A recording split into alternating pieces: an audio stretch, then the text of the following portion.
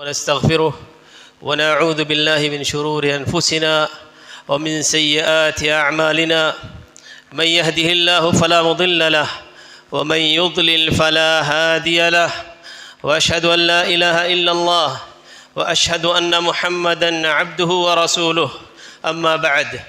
فإن خير الحديث كتاب الله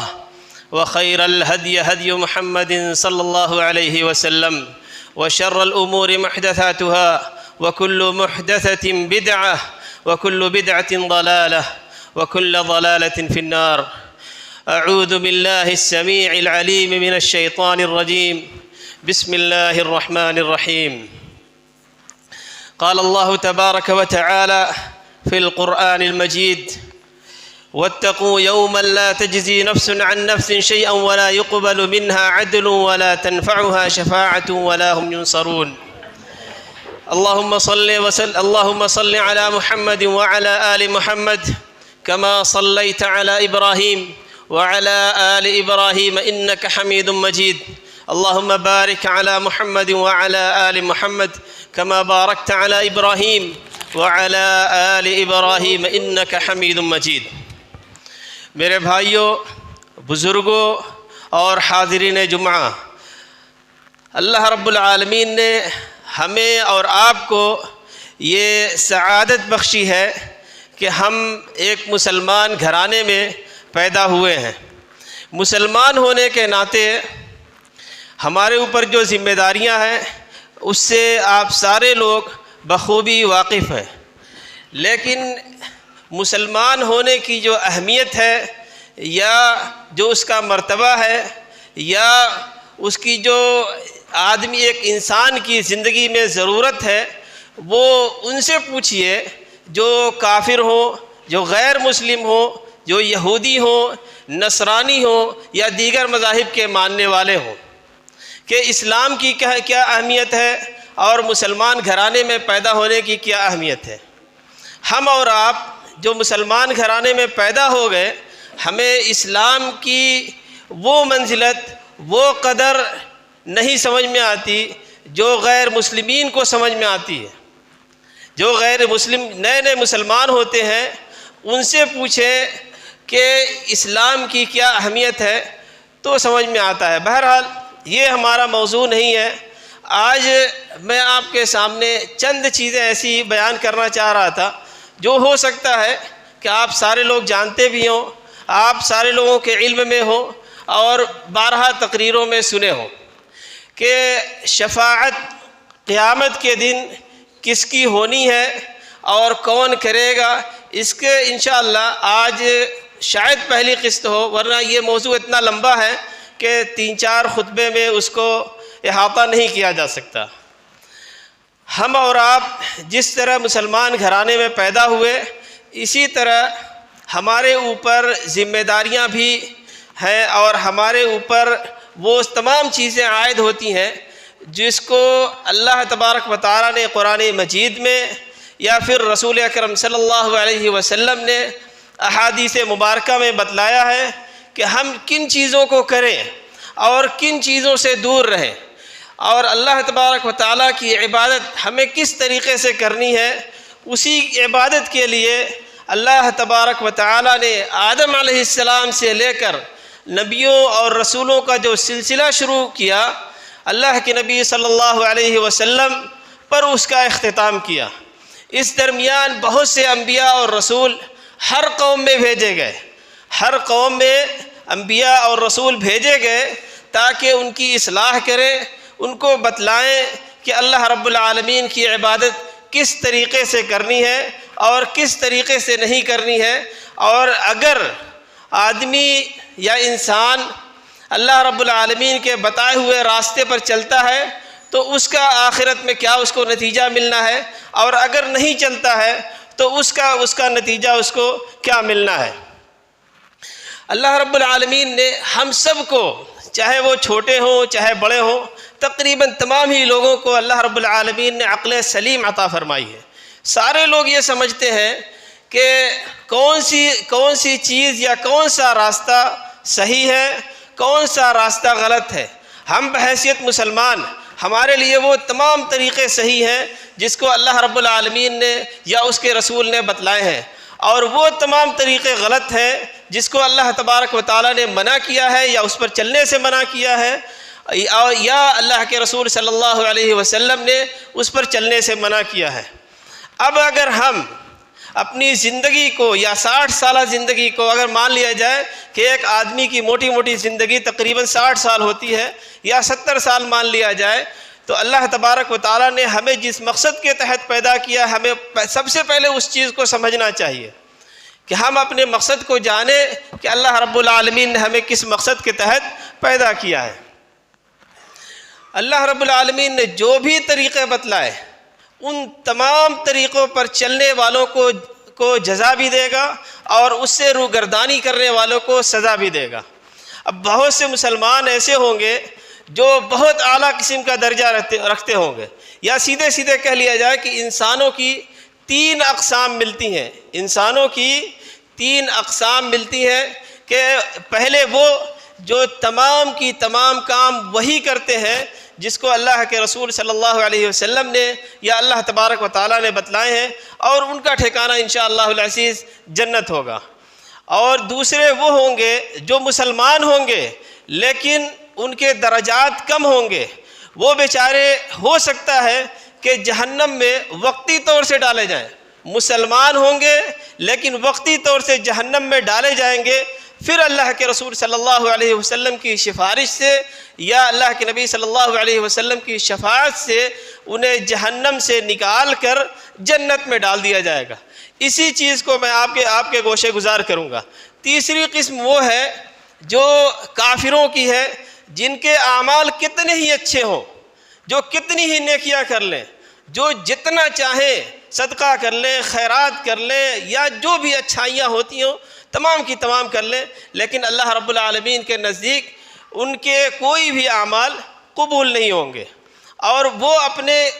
کفر کی بنا پر یا اللہ تبارک و تعالیٰ کے ساتھ شرک کی بنا پر جہنم رسید ہوں گے۔ یہ ہمارا موضوع ہی نہیں ہے۔ ہمارا موضوع صرف بیچ کے جو وہ لوگ ہیں جن کے درجات پہلے درجے کے لوگوں سے کم ہوں گے، اور جو نچلے درجے کے ہیں یعنی کافر ہیں ان سے بہت اچھے ہوں گے انشاءاللہ العزیز۔ ہر وہ مسلمان جو کلمہ گو ہے وہ انشاءاللہ العزیز چاہے اس کے اعمال کیسے ہوں، انشاءاللہ العزیز اللہ تبارک و تعالی یا اللہ کے نبی صلی اللہ علیہ وسلم کی شفاعت سے وہ جنت میں جائے گا۔ لیکن چند لمحے کے لیے یا چند گھڑیوں کے لیے، چند عرصے کے لیے جب وہ جہنم میں چلا جائے گا تو اس کا آپ تصور کر سکتے ہیں کہ دنیا کی آگ جسے ہمیں برداشت کرنا مشکل ہے، جہنم کی آگ کو ہم اور آپ کیسے برداشت کر سکتے ہیں۔ میرے بھائیوں اور عزیزوں، شفاعت یا اللہ کے نبی صلی اللہ علیہ وسلم جو شفاعت کریں گے، شفاعت کسے کہتے ہیں؟ اللہ کے نبی صلی اللہ علیہ وسلم شفاعت سب کے لیے کریں گے انشاءاللہ العزیز، جتنے بھی مسلمان ہوں گے تمام مسلمانوں کے لیے کریں گے۔ لیکن شفاعت کہتے کسے ہیں؟ شفاعت کی تعریف کیا ہے؟ شفاعت کسے کہا جاتا ہے؟ اس کی اجازت کس کو ملے گی؟ کون لوگ کریں گے؟ کس کے لیے کریں گے؟ یہ بڑی تفصیل ہے، اور جب تک جو ہے 3-4 خطبے اس کے لیے ٹائم نہ ملے تب تک اس کو احاطہ نہیں کیا جا سکتا۔ شفاعت کہتے ہیں شریعت مطہرہ میں قیامت کے روز کسی گنہگار آدمی کی مغفرت اور بخشش کے لیے فرشتہ، نبی یا ولی کی اللہ تبارک و تعالیٰ کے حضور سفارش کو شفاعت کہتے ہیں۔ ابتدائی شفاعت یا ابتدائی سفارش اللہ کے نبی صلی اللہ علیہ وسلم سے ہوگی، اور اسی شفاعت کو یا اسی سفارش کو شفاعت کبریٰ یا شفاعت عظمیٰ بھی کہا جاتا ہے۔ اس کے بعد دیگر انبیاء، صلحاء، صالحین، شہداء اور دیگر لوگوں کو اللہ رب العالمین کے حکم سے اجازت ملے گی، اور جن لوگوں کے لیے اجازت ملے گی صرف انہی لوگوں کے حق میں سفارش کر سکتے ہیں، دوسرے لوگوں کے حق میں نہیں۔ شفاعت کے بارے میں ہمارے معاشرے میں، ہمارے سماج میں بہت ساری غلط فہمیاں ہیں، میں یہ نہیں کہوں گا کہ برائیاں ہیں، میں یہی صرف کہوں گا کہ غلط فہمیاں ہیں۔ ان غلط فہمیوں کی بنیاد پر لوگ یہ سمجھ بیٹھتے ہیں کہ فلاں نبی، فلاں ولی یا فلاں بزرگ یا فلاں بہت پہنچا ہوا آدمی ہے، یا اس کو بڑی قوت مل گئی ہے، اللہ رب العالمین کے نزدیک بڑا مقرب ہے، بڑا اثر و رسوخ ہے، اس کا دامن پکڑ لو، اس کا دامن پکڑ لو اور جنت میں اس کے سہارے سے چلے جائیں گے۔ میں آپ کو اس کی مثال بھی دوں گا حدیث کی روح سے، اور آپ دیکھیں گے کہ ایک اچھا آدمی، بزرگ آدمی، نیک آدمی، اور اس دنیا میں وہ عیش و آرام کی زندگی گزارنے والا، لوگوں کے نزدیک مرتبہ اور مقام رکھنے والا، جہنم میں کیسے گھسیٹ کر ڈالا جاتا ہے۔ لوگوں نے جو غلط فہمیاں پال رکھی ہیں یا جن غلط فہمیوں میں مبتلا ہیں، ان میں سے پہلی چیز ہے کہ اللہ تبارک و تعالیٰ کے لیے دنیا کی مثالیں گڑھنا۔ فلاں آدمی ایسا کرتا ہے، یا یہ کہہ لیجئے کہ فلاں افسران کے لیے، فلاں افسران تک پہنچنے کے لیے بغیر ایجنٹ کے یا بغیر دلال کے، ہمارے معاشرے میں یہ لفظ سمجھنے، حالانکہ یہ جو ہے یہ لفظ جو ہے یہ صحیح نہیں ہے، بغیر دلال کے یا بغیر ایجنٹ کے فلاں افسران کے ہاں پہنچنا مشکل ہے۔ ایسے ہی بعض لوگوں نے یہ تصور کر رکھا ہے کہ اللہ رب العالمین کے ہاں پہنچنے کے لیے، اللہ تبارک و تعالیٰ کی خوشنودی حاصل کرنے کے لیے اور اللہ تبارک و تعالیٰ کی رضا کی خاطر ان کو پکڑ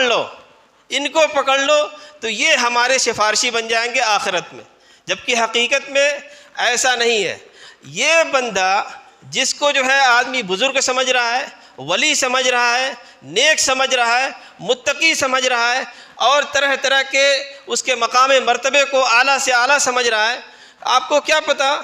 کہ وہ کس درجے کا ہے، اس کے اندر کون کون سی خرابیاں ہیں؟ اللہ رب العالمین کے سوا اس چیز کو کوئی نہیں جانتا۔ تو ایسے کسی بھی آدمی کو پکڑنے سے یا کسی بھی آدمی کو اپنا سفارشی بنا لینے سے، دنیا میں سمجھ لینے سے کسی کی سفارش آخرت میں ہونے والی نہیں ہے۔ دوسری ہے شفاعت کا امیدوار۔ شفاعت کا امیدوار از خود طے کر لیتا ہے کہ فلاں بزرگ یا ولی شفاعت کے منصب پر فائز ہے۔ لوگ خود ہی یہ تصور کر لیتے ہیں کہ فلاں آدمی بڑا نیک ہے، متقی ہے، پرہیزگار ہے، اب یہ جو ہے سفارشی بن گیا ہے، حالانکہ وہ ایسا کچھ نہیں کر سکتا۔ اور یہ بندہ بخشش اور مغفرت کے لیے خود طے کردہ ولی بزرگ پر ویسا ہی توکل کرنے لگتا ہے، ویسا ہی بھروسہ کرنے لگتا ہے جیسا کہ اللہ تبارک و تعالیٰ پر حقیقت میں کرنا چاہیے۔ تیسرا ہے کہ نماز، روزہ،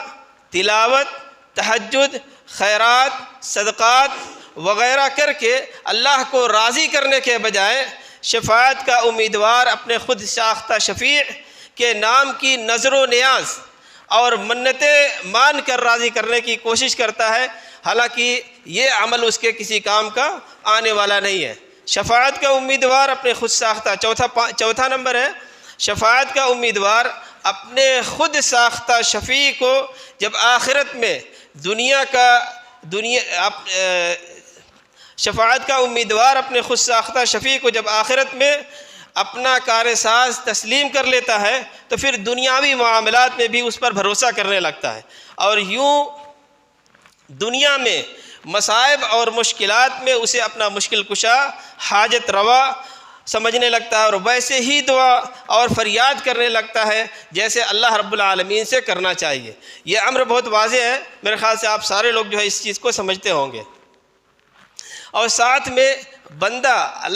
اس کی ناراضگی سے یا اس کی جس کی شفاعت یا سفارش کے لیے وہ سوچ رہا ہے، اس کی ناراضگی سے اسی طرح بچتا ہے جس طرح اللہ رب العالمین کی ناراضگی سے بچنا چاہیے، اور اس سے ہر معاملات میں اسی طرح ڈرتا ہے جس طرح اللہ رب العالمین سے حقیقت میں ڈرنا چاہیے۔ پانچواں اور آخری ہے اللہ تبارک و تعالیٰ سے بے پرواہ اور بے خوف ہونے کے بعد عملی زندگی میں انسان اللہ تبارک و تعالیٰ کی اطاعت، فرما برداری کی قطعاً کوئی پرواہ نہیں کرتا، اور یہ سمجھتا ہے کہ تمام جائز اور حرام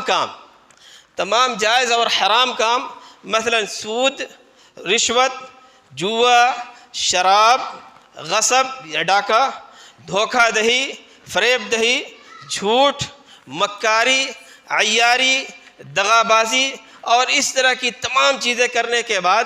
سال میں ایک مرتبہ خود ساختہ شفیع کے نزدیک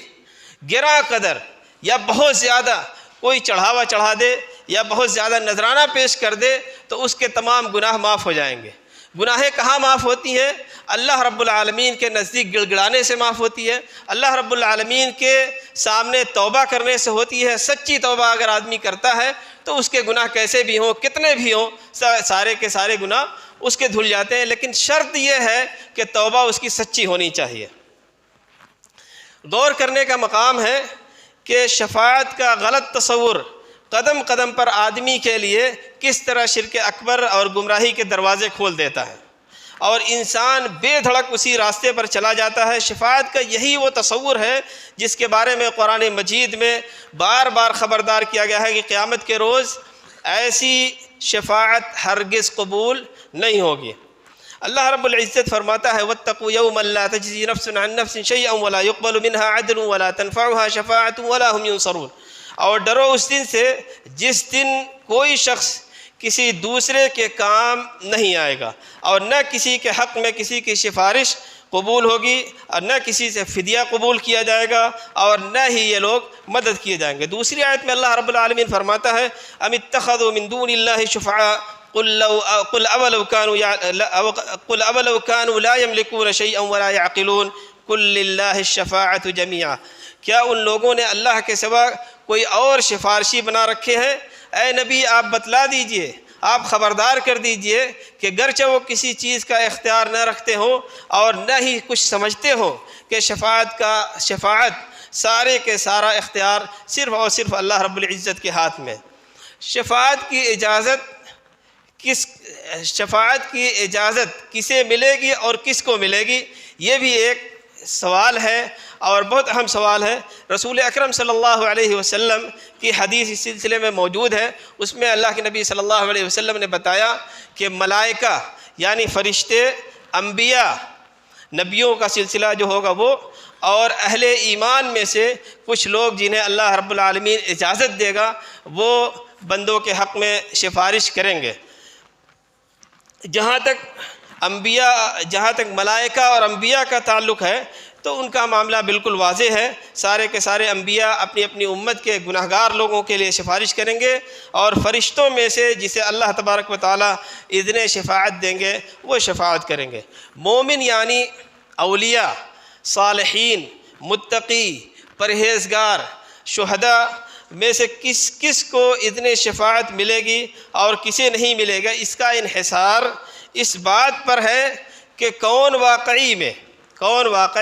اللہ رب العالمین کے نزدیک ولی ہے، کون واقعی اللہ رب العالمین کے نزدیک صالح ہے، کون واقعی اللہ رب العالمین کے نزدیک عالم ہے، اور کون واقعی اللہ رب العالمین کے نزدیک شہید ہے۔ اب میں وہ حدیث آپ کے سامنے بیان کرنا چاہتا ہوں جس میں یہ بتایا گیا ہے، بلکہ اللہ کے نبی صلی اللہ علیہ وسلم نے بتلایا ہے کہ جہنم میں ایسے لوگ، قیامت کے دن ایسے لوگ پیش کیے جائیں گے جو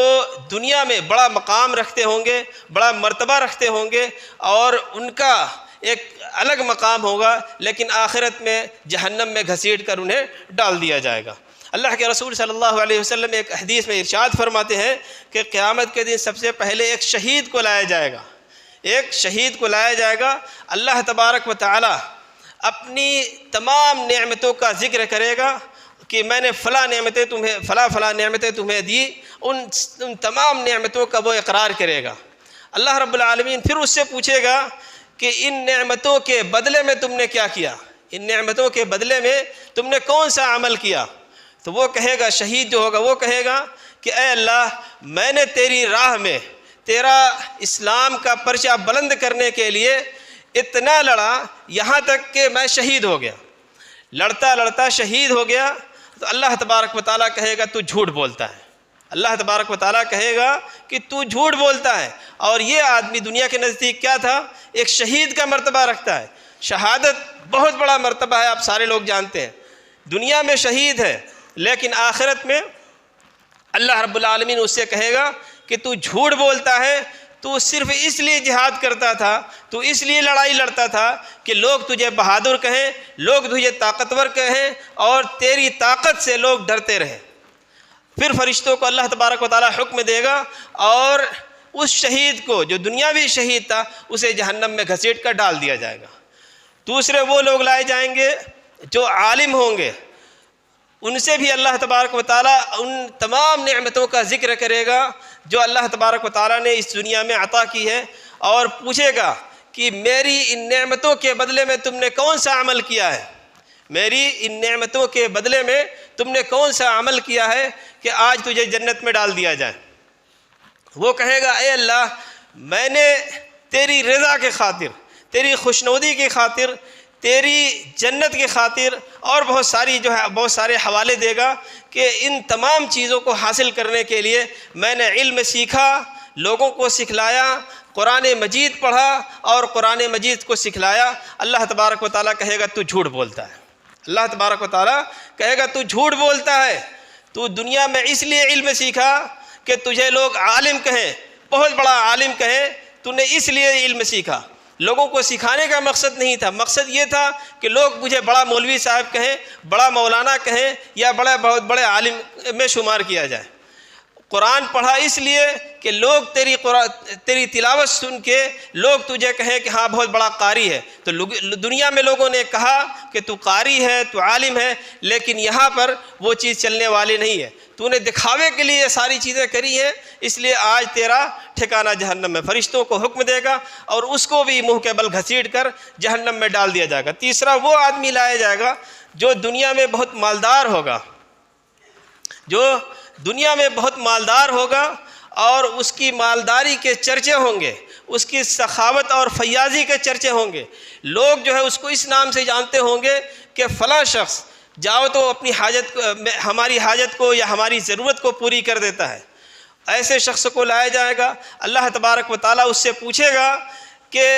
اللہ تبارک و تعالیٰ پہلے اس سے اپنی تمام نعمتوں کا ذکر کرے گا، ان نعمتوں کو ذکر کرنے کے بعد اس سے اقرار کرائے گا کہ ہاں فلاں نعمتیں تجھے عطا کی گئی تھی، اور ان نعمتوں کو اس نے وہاں پہ اللہ کے حضور قبول کیا۔ پھر اس سے پوچھے گا کہ تو نے ان نعمتوں کے بدلے میں کون سا عمل کیا جس کی وجہ سے تجھے جنت میں داخل کر دیا جائے۔ تو وہ کہے گا کہ اے اللہ، تو نے مجھے اتنا مال دیا کہ جہاں جہاں تیری دین کی خاطر